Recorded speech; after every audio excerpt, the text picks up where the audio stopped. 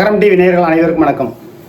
தமிழ்நாட்டில் திராவிட முன்னேற்ற கழகத்தினுடைய ஆட்சியிலே ஊழல் முறைகேடுகள் புதுக்கோட்டை மாவட்டத்தில் அளவுக்கு அதிகமாக நடந்தது என்ற செய்தியை நம்ம தொடர்ந்து வெளியிட்டோம். வரதராஜன் குளத்தூர் வட்டாட்சியராக இருந்த பொழுது, சோனை கருப்பையா குளத்தூர் வட்டாட்சியராக இருந்தபொழுது, சக்திவேல் குளத்தூர் வட்டாட்சியராக இருந்தபோது, இப்பொழுது இருக்கக்கூடிய வட்டாட்சியர் முதல் யாருமே நீங்கள் கல்குவாரியில் பணம் வாங்காதவங்க அப்படிங்கிற ஒரு பேர் இல்லை. ஆனால் அதே நேரத்தில் கவியரசன் மலையாடிப்பட்டி கிராமத்தில் பள்ளிக்கூடத்துக்கு பின்னாடி ஒரு கல்குவாரி இருக்குது. அது பள்ளிக்கூடத்து 183/14 அந்த சர்வேக்குட்பட்டது. 9 ஏக்கர் பள்ளிக்கூடத்துக்கு இருக்குது. அந்த பள்ளிக்கூடத்து இடத்தை மீட்டு முள்வேலி அமைக்கணும் அப்படிங்கிற ஒரு கருத்தை, தகவலை, உண்மை செய்தியை நம்ம வெளியிடுகிற பொழுது கவியரசன் வட்டாட்சியராக இருந்த காலகட்டத்தில் போய் ஆய்வு பண்ணார். சோனேகர் பையா ஒரு தடவை கூட ஆய்வு பண்ணலை. அவர் விளைஞ்செடுத்த வெண்ணன்னு சொல்லுவாங்கள்ல, எப்படிலாம் பணம் வாங்கணுமோ எல்லாம் பண்ணணுமோ கெட்ட பேர் வராத வகையில் பணம் வாங்கிட்டு போயிட்டார். அப்போ குளத்தூருக்கு வருகிற வட்டாட்சியர்கள் பூரா வரதராஜன் முதல் எல்லோருமே அந்த பணம் சம்பாதிக்கணுங்கிற நோக்கத்தில் தான் இருக்காங்க. லட்சுமணம்பட்டியில் என்ன நடந்துச்சு, வீரக்குடியில் என்ன நடந்துச்சு, வாலியம்பட்டியில் என்ன நடந்துச்சு, சென்னையக்குடியில் என்ன நடந்துச்சு, மங்கத்தேவன்பட்டியில் என்ன நடந்துச்சு, எல்லா விஷயத்தையும் நமக்கு விவசாயிகள் சொல்கிறாங்க. மோசக்குடியில் சின்னராசுங்கிறவர் சொல்கிறாரு, சமூக ஆர்வலர் விவசாயி, இந்த சக்திவேல் முதியோர் உதவித்தொகையில் கோடி கணக்கில் ஊழல் முறைகேடு பண்ணிவிட்டு கொள்ளையடிச்சு போயிட்டார். கோடியாக சம்பாரித்து அவருடைய ரத்த சொந்தங்கள் அவருடைய வகைராவுக்கு சொத்து சேர்த்துருக்காரு. அவர் மீது நடவடிக்கை எடுக்கிறதுக்கு லகரம் பத்திரிகை ஆசிரியரும் சமூக ஆர்வலர் முயற்சி பண்ணணும்னு சொல்லி நம்மள்கிட்ட சொல்கிறாங்க. அதாவது சொன்னது மோசக்குடி சின்னராசு. அதே போல் திருப்பூரில் ஜெகநாதன் ஒருத்தர், அவர் சொல்கிறாரு, சக்திவேல் வட்டாட்சியர் கோடிக்கணக்கில் முதியோர் உதவித்தொகையில் ஊழல் பண்ணிட்டாருங்க. அவர் மேலே தாவேக்கா அரசுக்கு, இப்போ இருக்கக்கூடிய தாவேக்கா அரசுக்கு கடிதம் போட்டு அவரை எப்படியாவது பணியிட நீக்கம் பண்ண வைக்கணுங்கிறாங்க. அதுபோல் மங்கத்தேவன்பட்டி கருப்பையாவும் சொல்கிறார், சக்திவேல் வட்டாட்சியர் கோடிக்கணக்கில் சப்டிஷன்லேருந்து எல்லா வகையிலையும், அதுவும் அதிகமாக சக்திவேல் செஞ்சது முதியோர் உதவித்தொகையில் தான். அது எப்படின்னா, திருச்சியில் 4 பேரை தங்க வச்சு யார் யாருக்கெல்லாம் பணம் போகணுமோ அங்கெல்லாம் போகிறது மாதிரி எல்லாம் ரெடி பண்ணி இவங்க கைக்கு பணம் வர வச்சு அதில் சில பல்வேறு விஞ்ஞான ரீதியான ஊழல் முறைகேடுகளை செஞ்சுருக்காங்க. இது தொடர்பாக நான் தகவல் அறிவு உரிமை சட்டத்தில் நான் மனு போட்டேன். தகவல் அறிவு உரிமை சட்டத்தில் 1 2 3 4 5 கேஸ் இது நான் மனு போட்டேன். மனு போட்டு ஜமாபந்தி சம்மந்தமாகவும் கேட்டோம், முதியோர் உதவித்தொகை சம்மந்தமாகவும் கேட்டோம், மணல்களை எந்த அளவுக்கு பிடித்திருக்கிறார்கள், கிராவல் மண் இதெல்லாம் எந்த அளவுக்கு பிடிச்சிருக்காங்க, எத்தனை வாகனங்கள் மீது வழக்கு பதிவு செய்யப்பட்டது, அவர்கள் மீது பதியப்பட்ட வழக்கு என்ன, இதெல்லாம் நம்ம தகவல் அறிவு உரிமை சட்டத்தில் கேட்டோம். நமக்கு தவறான தகவலை கொடுத்திருக்கிறார்கள் குளத்தூர் வட்டத்திலிருந்து.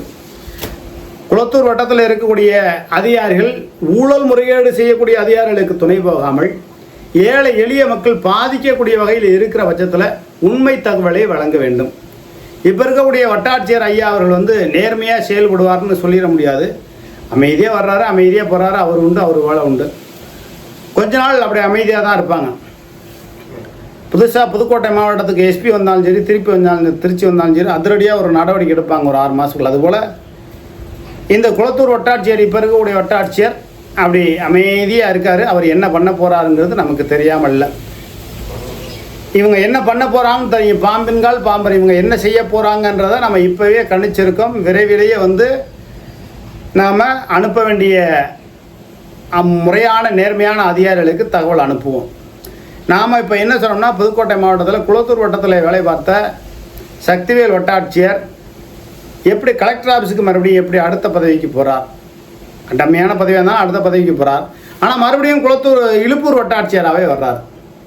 முதியோர் உதவித்தில் கோடிக்கணக்கில் ஊழல் முறைகேடு பண்ணி கல்குவாரி, கிராவல் மண் எல்லாத்துலேயும் கொள்ளையடித்த அந்த சக்திவேல் வட்டாட்சியர் புதுக்கோட்டைக்கு பணிமாறுதல் ஆகிறார். அதற்கு காரணம் மாவட்ட ஆட்சியர் சம்பந்தப்பட்ட சில அதிகாரிகள் காரணம். ஏதோ ஒரு வகையில் அவரை காப்பாற்றி விடுகிறார்கள், ஒரு ஊழல்வாதியை காப்பாற்றி விடுகிறார்கள். எப்படி சங்கரலட்சுமி என்ற ஊழல் பெருச்சாலையை, வேளாண்மை துறை என்ற ஊழல் பெருச்சாலைகளை காப்பாற்றி விட்டார்களோ அதுபோல் சக்திவேலை காப்பாற்றி விடுகிறார்கள். மீண்டும் அவர் குளத்தூருக்கு வருவதற்கு முயற்சி செய்கிறார். லகரம் டிவியில் தொடர்ந்து நம்ம செய்தி போடுறோம். அதன் தாக்கத்தின் காரணமாக அவர் குளத்தூர் வட்டத்துக்கு வர முடியலை. அவர் எங்கே வேலைக்கு போகிறாரு, எங்கே அமுச்சு விட்றாங்க, இழுப்பூர் வட்டாட்சியராக. விரைவிலே வருவாய் கோட்டாட்சியர் அளவுக்கு ஊழல் மன்னன் சக்திவேலுக்கு வாய்ப்பு கிடைக்குதான். நாடு நாசமாய் போய் கொண்டிருக்கிறது என்பதற்கு சாட்சி தான் இலுப்பூரில் வேலை பார்க்கக்கூடிய வட்டாட்சியர் சக்திவேல். இவருடைய இரத்த சொந்தம், இவருடைய வங்கி வரவு இதெல்லாம் ஆய்வு பண்ணால் என்னான்னு தெரியும். இன்னும் சொல்ல போனால் பணிநாட் குறிப்புன்னு வட்டாட்சியர் எழுதணும். இன்றைக்கி நான் 11 மணிக்கு அலுவலகத்திற்கு முதல் கோப்பை ஆய்வு செய்தேன். அடுத்த 1 மணி நேரம் கழித்து கண்ணாங்குடி வருவாய் கிராமத்தில் நடக்கக்கூடிய கல்குவாரி, தேவேந்திரன் நடத்தக்கூடிய கல்குவாரியை ஆய்வு செய்ய போனேன்.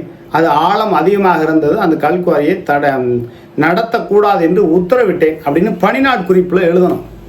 இவங்க எதுவுமே எழுதவில்லை. மாதம் ஆனால் கல்குவாரி முதலாளிகளிடத்துலேருந்து தாசில்தாருக்கு பணம் வந்துடுது. மணல் திருட்டா போகிறதில்ல, கிராவல் மண் திருட்டா போகிறதில்ல. அப்படியே ஒரு 10 வண்டி பிடிச்சாங்க, 2 வண்டி மீது வழக்கு போட்டு மீதி 8 வண்டிக்காரவங்கள்ட்ட பணம் வாங்கிட்டு அப்படியே தப்பிச்சிடுறது. அவங்களையும் தப்பிக்க விடுறது, இவரும் தப்பிச்சுக்கிறது. மக்களுடைய வரி பணத்தில் சம்பளம் வாங்குகிற என்கின்ற அக்கறை இந்த செந்தில்குமாருக்கும் இல்லை, சக்திவேலுக்கும் இல்லை, சோனைகரப்பையாவுக்கும் இல்லை. இப்போ இருக்கக்கூடிய வட்டாட்சியருக்கு இருக்குமா என்னன்னு போக தான் தெரியும். அப்போ தகவல் அறிவு உரிமை சட்டத்தில் கொடுக்கக்கூடிய மனுக்களுக்கு தவறான தகவலை கொடுக்காதீர்கள் பொது தகவல் அலுவலர்கள் என்று நாகரிகமாக சொல்கிறோம். ஊழல் தேன் எடுக்கிற ஒருத்தன் புறங்கை நக்கிற ஒருத்தங்கிற மாதிரி ஊழல் முறையீடு செஞ்சு முதியோர் உதவித்தொகையில் கிட்டத்தட்ட லட்சக்கணக்கில் ஊழல் முறையீடு, கோடி கணக்கில் இருக்குன்னு வைங்களேன், கோடியை தொடும். அந்த அளவுக்கு ஊழல் முறையீடு செய்து கொள்ளையடித்த சக்திவேலுவை காப்பாற்ற வேண்டும் என்ற நோக்கத்தில் அதிகாரிகள் இருக்க வேண்டாம். தன்வினை தன்னை சுடும், ஒட்டப்பம் வீட்டை சுடும் என்பது போல அது திடீரென்று உங்கள் பக்கம் திரும்பும். உரிய தகவலை நீங்கள் தர வேண்டும். அதுபோல் சக்திவேல் வட்டாட்சியர் வருவாய் கோட்டாட்சியர் லெவலுக்கெல்லாம் போனார்னா ஊழல் முறையீடு அதிக அளவுக்கு செய்வார். அதனை தடுக்கக்கூடிய பொறுப்பு இன்றைய தமிழக முதலமைச்சர்கிட்ட இருக்குது. ஏன்னா முந்தைய திமுக ஆட்சியினுடைய ஆட்சியாளர்கள், மாவட்ட செயலாளர்கள், இன்னும் பதவியில் இருக்கக்கூடியவர்களுடைய தயவில் தான் சக்திவேல் வட்டாட்சியர் குளத்தூர் வட்டத்தில் கோடிக்கணக்கில் ஊழல் முறையீடு செஞ்சார். இப்போ அவரை மறுபடியும் நீங்கள் இலுப்பூர் வட்டாட்சியராக போட்டிருக்கீங்க, வேறு பதவி கொடுக்க போகிறீங்கன்னா அப்போ ஊழல் அதிகாரிகளுக்கு என்ன பரிசு?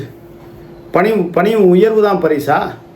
அதனால் திராவிட முன்னேற்ற கழகத்தில் இருக்கக்கூடிய மாவட்ட செயலாளர்கள், ஒன்றிய செயலாளர்கள், நிர்வாகிகள் இவங்கெல்லாம் அவங்களுக்கு ஆதரவாக இருந்தாங்க. திமுகவினுடைய ஆளுங்கட்சியில் திமுக இருந்த பொழுது திமுகவுக்கு சொம்படித்து திமுகவுக்கு கொடுக்க வேண்டியதை கொடுத்து கொள்ளையடித்த அந்த கொள்ளைக்காரர் இன்றளவும் திமுகவுக்கு ஆதரவாக தான் இருக்கிறார் சக்திவேல். திமுகவுடைய விசுவாசியாக இலுப்பூர் வட்டாட்சியராக பணிபுரிந்து வரும் சக்திவேல் மீது இலாக்கா ரீதியான விசாரணை வைத்து அவருடைய சொத்து, அவருடைய வங்கி வரவு செலவு, அவருடைய இரத்த சொந்தங்களுடைய சொத்து, அசையும் சொத்து, அசையா சொத்து, 6 மாதத்துக்கு ஒரு தடவை வண்டி வாங்குறது, நிலம் வாங்குறது, போகிறதெல்லாம் கலெக்டர் ஆஃபீஸ்கிட்ட அனுமதி வாங்கினது வாங்காது எல்லாவற்றையும் ஆய்வு செய்து இலுப்பூர் வட்டாட்சியராக தற்போது பணிபுரியும் சக்திவேல் அவர்களை குறைந்தபட்சம் பணியிடை நீக்கம், அதிகபட்சம் பணி நீக்கம் போன்றவைகளை செய்ய வேண்டும் அப்படிங்கிறத இன்றைய தாவேக அரசுக்கு நம்ம கோரிக்கை வைக்கிறோம். கோரிக்கை நிறைவேற்றப்படுமா என்பதை பொறுத்து பார்ப்போம். நன்றி, வணக்கம்.